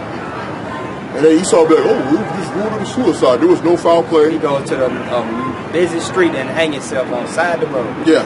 Come on now. Ridiculous, man. And you said this man is planning extermination, just like you saw in you watched the movie, The Purge. The last Purge. Yeah, they had the Edomites militias, man. They had the military Edomites and then they had the militia Edomites out there killing you jakes. Hunting jake. That's called deputizing. Look it up. Look up the word deputizing. Okay, you can basically allows there's a corpus law which allows them to get any able-bodied man to help them subdue insurgencies or enemy combatants. Right. So basically the police can go and get a militia group of men, of able-bodied men, to go and fight against you jakes, and alongside of him, give him military tanks, weapons, intelligence information. You know, things like that. Give them weapons to come do and be like, look, we're going to go take down Greenspoint. And just go, hey, who wants to join? You just go get them. Go get a bunch of Edomites that go up and down Greens Road, Imperial Valley. That's right, bro. And just start gunning you down indiscriminately and with no repercussions. No repercussions. No nothing. It's like these same, like we're talking about these militias that can walk these streets with their weapons. That's the ones that's going to be hunting you down, Jake. Yep, and they went through Third Ward. Was it Third Ward or Fifth Ward? Was it somewhere? Yeah, I remember that. Them Edomites went down there. They were trying to provoke you to do something. Yep. So they can blast you.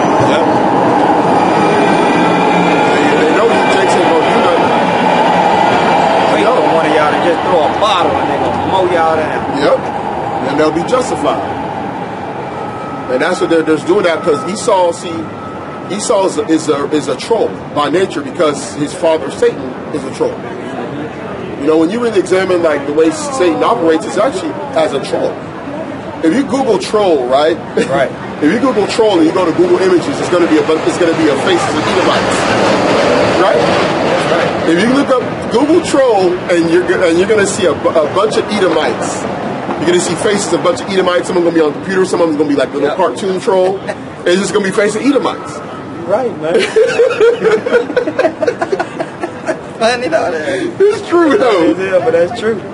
Google it, bro. I ain't looked at it, but I know that's what's gonna show up. Them boys is the troll nation, man. That's right, man. They the original. They the troll nation, man. Troll nation, man. They're a nation of trolls. A troll is over there always trying to mess up something, throwing lies, sabotaging stuff. They see Israel waking up, man, to the truth. You know, and so that's scaring them. So what they doing, they run into their artillery to when they blessing. They run into their guns. Which is also and lies. Yep. Like you got Vocab Malone, he's a troll. Oh yeah. See, Vocab Malone don't believe in the scriptures, but he'll act and do whatever he needs to do to divert you. Because trolls, one of the weapons of war is divergence, distraction. That's right. It's a military tactic. That's right. So if he can get enough Jakes to not believe in it, he don't gotta believe in it himself. So all he's doing is trolling. That's it. A troll is someone who's not authentic. They're doing stuff for the sake of diverting or either diverting attention from something that's true. That's right. Or to basically provoke you. That's what the U.S. got mad because they got trolled by the Russians in the election. They got trolled.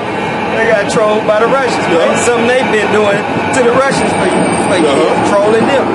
You know, putting that propaganda out there to try to persuade the masses to think otherwise. That's the same thing, man. This guy's a troll, man. Look it up, man. Go through blackface. That's a bunch of trolling. Yep. Minstrel shows. That's all nothing but trolling, bro. Exactly what it is. You guys are just a nation of trolls, man. Everything's a joke to them, man. They make a joke out of everything. You know when they have the memorabilia, right? If you go, the lynching memorabilia, they got the alligator bait joints. You know, with the baby, Jake baby with the alligator. They got if you go to some of these houses back in the day, heck, even when I moved down to Sugarland, if you go to Edomites' lawns, they'll have the Jake Oh yeah, with the little fishing pole or something. There's a Jake on there. Just jumpsuit on. Yep. You know, like out in the country, you go ride. They got the little Jake sitting on the little water fountain with a little fishing pole by their pond. Yep. You know, when you fishing. You go inside their houses, they have like an Aunt Jemima statue thing in there, and they basically just making fun of her. Like even the Aunt Jemima, right? Even the Aunt Jemima, when you go to the store, that's really just them trolling you. That's right. When you go and buy that Aunt Jemima and they got that big mammy, Uncle Ben, the Uncle Ben, that's all just them. That's them making fun of you, right? That's right, man. That's right. This man is trying. All he wants to do is provoke you, man. That's right. That's why you'll get the Edomites. They'll be like, "Hey, man, I'm looking." I'm watching this movie. I can't think what it was. It was an old movie about this. It's called The Blitz. That's what it was. You ever seen it? Yeah, no. Boy from well, anyway, it's that Edomite in it that I can't think his name. But in the movie called Blitz, they chasing this serial killer. Mm-hmm. They go in his apartment. They knew who he was, but they couldn't get no evidence on. They go in there. Dude searching it. Dude look on the shelf, and it was a jar. Something strange in it. Looking at the dude, he was holding it, looking at it like this, and the serial killer gonna tell, "Oh yeah, that's Michael Jackson's doo-doo." He says it's worth it. It's worth a lot. You know, like, come on, man. This guy, man. Now, how would you get a hold of the man turd, man? Come on, man. This guy's a troll, man. Bruh.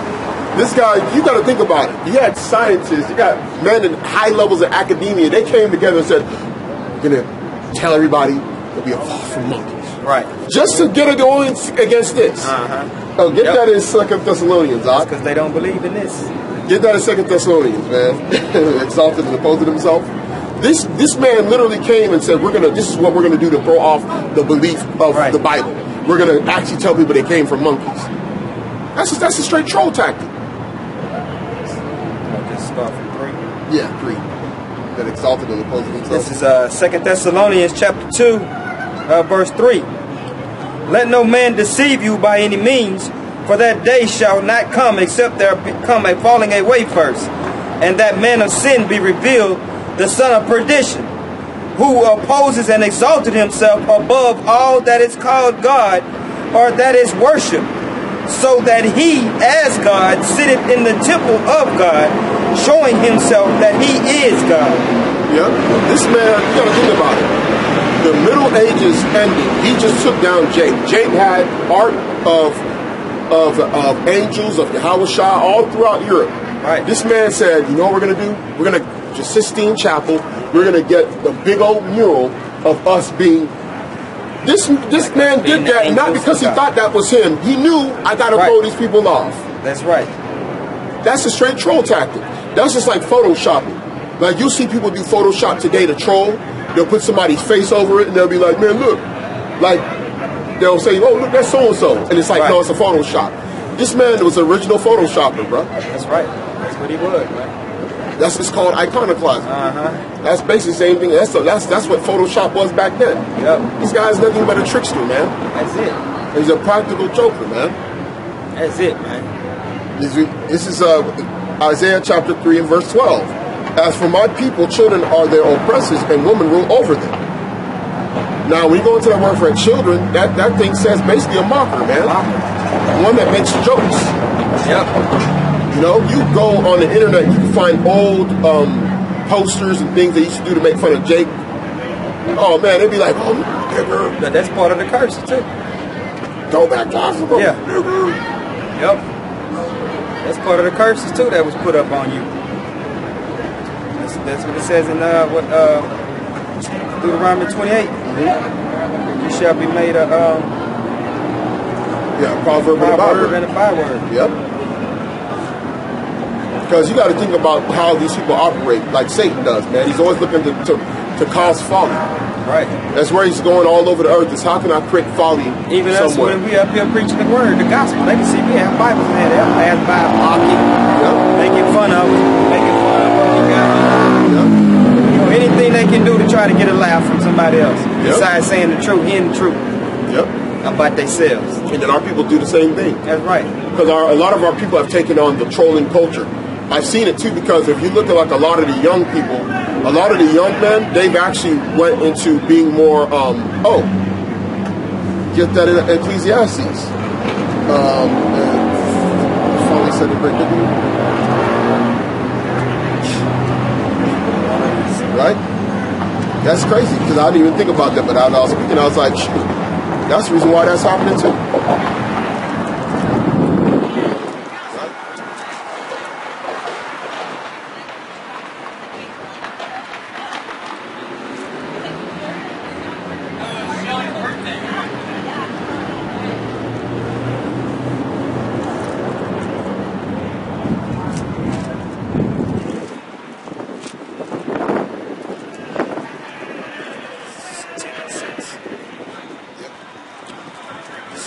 Ecclesiastes chapter 10 verse 6. Folly is set in great dignity, and the rich sit in low place. Folly is set in great dignity. So what's happened now is a lot of our people have went to the trolling stage. Because really that energy of trolling, of not being serious, of not being and not sticking to the truth, it really came from Esau. Right. Because see, when you got to think about it, when someone is creating lies, there's a level of like comedy that comes from that. You got to think about that, man. So a lot of Jakes, they've been, because of the fact you've been so deprived of truth, you've now been relegated to basically being more entertainment, and then that leads you to actually be more of a folly character. Proof is in the pudding. Yeah. Come on, huh? You got to turn it over there, man. Come on, man. Proof is in the pudding, man. Look at that. Folly is set in great dignity. These guys will come through, rock elves, be dressed as Santa. Yep. These guys will come through, put Rudolph the red nose, put a red nose on a thing on their nose. Mm-hmm. You know. And think they got the truth. Yeah. And they'll be laughing and having a good old jolly time. They really think that the Lord loves them because of what they're doing right now. Look, the girl right there got the reindeer ears, bro. See, look at the spirit, bro. Right. That's what I'm saying. This is a nation. It's a nation of trolls, bro. Yep. See, they know that looks stupid, but that's the whole point. That's the whole point of it. And this is where Jake gets their followingness from. Right. Because see, what Jake doesn't understand is that Esau, in the position of power, he can be foolish. I guarantee you, Jake, you don't see a Jake come through. As soon as since we just spoke it up, Jake finna come through, dressed just like that. Yep. Some of them they'll even put on the back of their pants or their dress. They'll put a what's it called, a little fur thing. Oh yeah, like a tail. Like a little tail. See, man, bro, I'm telling you, bro. Like, there's levels to this thing, man. Right. See, when the earth is so devoid of truth, it's going to be based on lies, and lies deals with a lot of folly, bro. A lot of trolling, a lot of folly, and that's why a lot of young Jakes ain't even serious at all. A lot of these young rappers in the game coming up, they just look like trolls. You can't take them seriously. Look at Tekashi. Come on, man. Come on, man. It's everywhere. See? What I tell you? That ain't got nothing to do with their holiday. Come on, the Spirit of the Lord is revealing this thing. Revealing it, man. Revealing this stuff, man. That comes from being in a place that's sown with lies. Yep. Because lies, the root, what bears the fruit, that bears a lot of folly. That's right, man. A lot of practical joking, a lot of trolling. That's why if you look at these young rappers in the game, it makes sense the way they are. Mm-hmm. Tekashi's just nothing but a big old troll. That's right. He's troll rapping. The dude got Skittles colors in his hair. He's got tattoos all over his face. He got his nails painted and all kind of crazy stuff. He's trolling. Spirit up on him. Yeah. All them guys. Look at Little Yachty, Lil User, all them guys. XXXTentacion. It just look like it's just a bunch of trolling, man. Looking like Sideshow Bob. That's right. You know, and that's the reason why we got to get this truth, man, because this is the only thing that breathes, man. And that's why the average Jake is not serious no more, man. When you go back in the day, right, when them rappers was coming up, now they was wicked, but let's look at the state of these guys. They were more serious. Oh yeah. When Tupac dropped like Tupacalypse or Strictly for My Brothers, he was like 18, 19 years old. That's right. Now, Jake, he can't even drop stuff. It's serious man stuff, topics like that. At all. Look at Mobb Deep. Them boys is like 17, 18 years old when they dropped Shook Ones. them guys had a serious, they was had a serious way about it. Now these guys just laughing. World star.